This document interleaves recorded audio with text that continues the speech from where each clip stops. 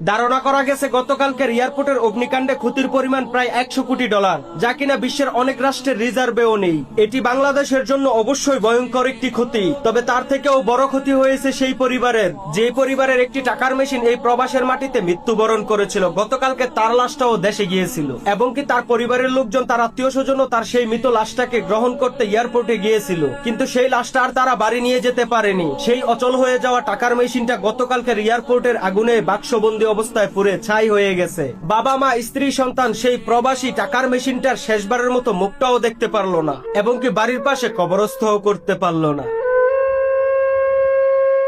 আসলে বলার মতো কোনো ভাষা আমি খুঁজে পাচ্ছি না। তবে এই যে আগুন সারা বাংলাদেশে, এটা কোনো স্বাভাবিক ঘটনা হতে পারে না। অবশ্যই এর সঠিক একটা তদন্ত করার প্রয়োজন আছে কিনা বলেন আপনারা, সবাই বলুন সঠিক তদন্ত করার প্রয়োজন আছে কিনা, এবং অতি দ্রুত এই ভিডিওটা শেয়ার করুন যাতে তাদের সামনে যায়, তারা সঠিকভাবে তদন্ত করতে পারে এবং পুরো জাতি এই তদন্তের রিপোর্ট জাতির সামনে চাই। পুরো প্রবাস 1.5 কোটি প্রবাসী ভাই আমার এই রিপোর্ট চাই।